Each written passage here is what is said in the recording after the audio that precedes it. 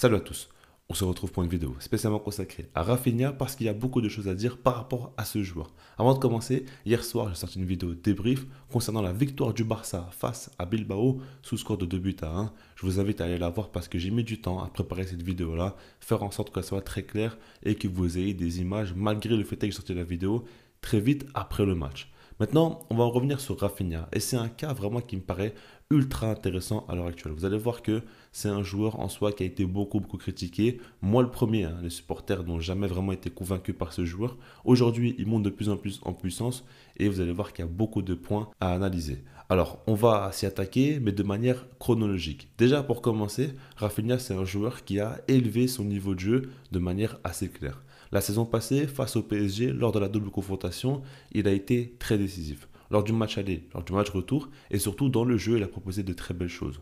En soi, on a bien compris que le rôle que Xavi lui a donné lui correspondait beaucoup mieux, c'est-à-dire qu'il devait beaucoup moins faire des différences en un contre un, mais beaucoup plus avoir un jeu direct, où il prenait la profondeur, où il pouvait servir ses coéquipiers et marquer, en tout cas se retrouver dans une position où il pouvait conclure les actions.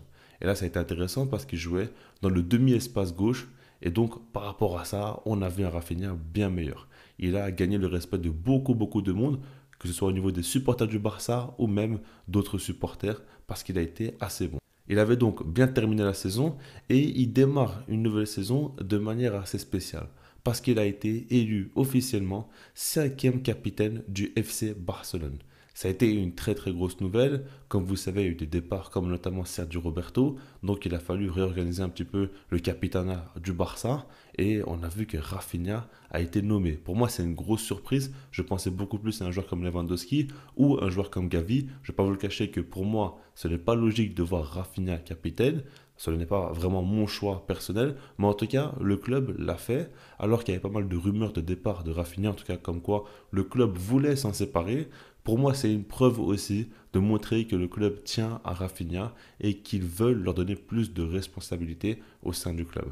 Ça, c'est quand même intéressant, c'est fort, quand on sait que le plus gros défaut de Rafinha jusqu'à présent, ça a toujours été son manque de confiance. C'est un joueur, je l'ai toujours répété, son plus gros défaut dans le jeu, c'est qu'il se précipite beaucoup trop. Souvent, il ne joue pas dans le tempo du match, il veut jouer à son rythme à lui et des fois, il n'est pas connecté avec ses partenaires. Et selon moi, ça, c'est dû à un gros manque de confiance qui fait qu'il va en faire plus, il va à tout prix se montrer et donc ne joue pas vraiment son football au final. Maintenant, quand on voit que la direction lui a donné quand même un rôle assez important, avec un statut qui est pas du tout le même qu'auparavant, et que ses performances sportives ont évolué, bah à ce niveau-là, on comprend bien que la confiance peut bien remonter. Et puis, quand on continue dans ce sens-là, il y a aussi l'arrivée de Hansi Flick, qui l'utilise différemment de Xavi. Ou en tout cas avec un système différent et certainement qui correspond mieux à Rafinha. Je vais m'expliquer. Déjà, comme vous le voyez, Rafinha joue actuellement au poste de numéro 10. Il est très axial et très libre parce que des fois il va aller côté droit, des fois côté gauche. Il va beaucoup se proposer, des fois décrocher.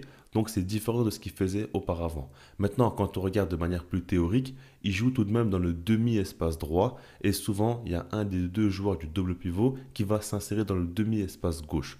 Donc en soi, ça, il l'avait déjà fait sous Xavi, qu'il avait aussi utilisé comme ça aux côtés de Lamine Yamal. Maintenant, la différence, comme je l'ai dit auparavant, c'est que Hansi Flick a un système de jeu différent.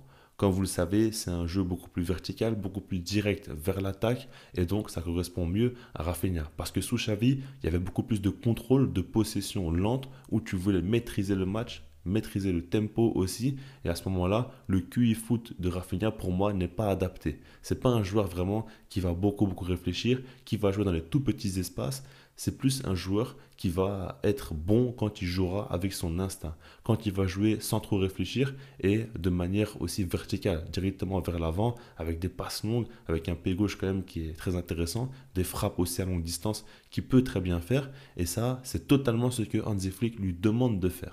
Maintenant, je ne suis pas non plus convaincu que Rafinha va garder ce poste de numéro 10. Parce que quand on regarde, que ce soit face à Valence ou face à Bilbao, lors des deux matchs, Hansi Flick a fait des changements et a fini par mettre Rafinha au poste d'ailier gauche et mettre un autre joueur au poste de numéro 10.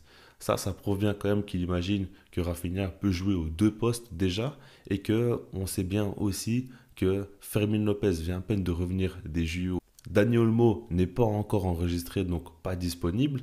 Et par rapport à tout ça, on comprend que Rafinha est la véritable option viable pour le Barça à l'heure actuelle, mais il faudra voir si ça va se confirmer avec la suite, ce que je ne pense pas. Moi, je pense qu'il va s'installer sur l'aile gauche, surtout s'il n'y a pas de recrue comme c'est ce vers quoi on se dirige. Donc par rapport à tout ça, c'est intéressant. On voit que Hansi Flick donne quand même pas mal de confiance avec ce rôle-là. Il peut jouer aussi sur l'aile gauche, donc c'est très bien pour son temps de jeu d'avoir deux postes où il pourra performer. Et puis ensuite, quand on regarde sur le terrain, ces deux performances ont été très intéressantes. On a vu un bon Rafinha. Il a été assez intéressant dans le jeu, il a été très utile. Pour moi, son match face à Bilbao est vraiment excellent. On a vu un joueur très très juste, un joueur qui a pas mal de fois dribblé, fait des différences, trouvé les joueurs dans les meilleures conditions, était proche de Lewandowski comme il était proche de Lamine Yamal. Donc c'était vraiment une solution à chaque fois agréable pour l'équipe avec ballon. Et puis c'est un joueur qui fait beaucoup d'efforts sur le terrain.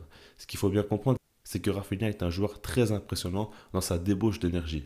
On voit que du début jusqu'à la fin du match, il ne va pas cesser de faire des efforts avec et sans ballon. Il se propose constamment, que ce soit dans la profondeur ou même au niveau du pressing où il va être très agressif. Il fait énormément d'efforts et au Barça, il n'y a pas beaucoup de joueurs capables d'assurer cela. Hansi Flick, lui, porte beaucoup d'intérêt à cela et donc Rafinha lui apporte beaucoup de garanties. Ça, ce n'est pas à prendre à la légère. Donc par rapport à ça, on imagine bien que ça va être un joueur important de Hansi Flick et on voit que ce soit au niveau du jeu avec ballon ou sans ballon, c'est quand même un gars qui progresse beaucoup et qui est beaucoup plus en confiance, donc il arrive à être beaucoup plus performant.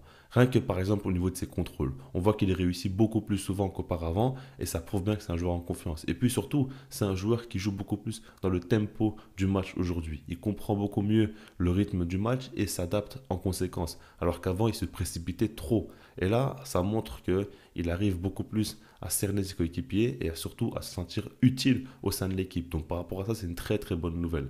Moi, je ne vais pas vous le cacher que j'ai toujours dit que je ne crois pas forcément en ce joueur et que j'imagine que selon moi, la meilleure des solutions serait de le vendre pour recruter un autre joueur. Maintenant, je ne vais pas vous le cacher qu'aujourd'hui, il montre quand même qu'il est complet, il a évolué tactiquement, il s'est joué à deux postes clairs, c'est-à-dire numéro 10 et poste d'ailier gauche, et puis c'est un joueur quand même qui travaille énormément. Il n'arrête pas à chaque fois de se donner à fond. On voit qu'en dehors du terrain aussi, c'est un joueur qui a une très bonne condition physique. Et puis, il arrive souvent, depuis son arrivée en tout cas, à être toujours très décisif. Donc en soi, c'est vrai que l'évolution est indéniable. Aujourd'hui, Rafinha montre de très belles choses et Hansi Flick a bien cerné le joueur. Il arrive à bien l'utiliser aussi, à lui demander des choses dont il est capable réellement de faire et non pas de le demander par exemple de faire des différences en un contre un comme Xavi l'avait souvent fait et au final ça a fait perdre beaucoup de temps à Rafinha. Aujourd'hui il arrive comme dans une très bonne forme, c'est une très bonne nouvelle. Après je reste encore un petit peu sceptique. J'ai envie de voir quand même sur la durée, déjà quand il va jouer au poste de l'ailier gauche. Après je sais que Hansi Flick demande à l'ailier gauche de jouer de manière un peu plus axiale, c'est-à-dire en soit dans le demi-espace gauche. Et c'est déjà ce qu'il avait fait sous Xavi, ce qui avait très bien fonctionné. Mais j'attends quand même de voir s'il y aura un changement ou non, parce qu'il a quand même beaucoup de liberté, ce qui est différent de son rôle lorsqu'il sera ailier. Et puis, on verra aussi avec Dani Olmo la connexion, est-ce qu'elle va se faire ou non, c'est un joueur qu'il ne connaît pas.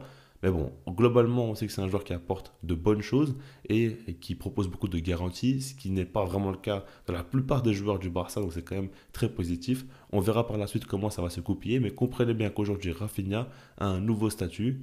Rafinha reprend vraiment de la confiance et est un joueur important de Hansi Flick. Donc, ce n'était pas le cas auparavant. Aujourd'hui, ça l'est plus que jamais et ça sera à observer de très près. Je reste là-dessus, puis sinon, moi, je vous dis peace.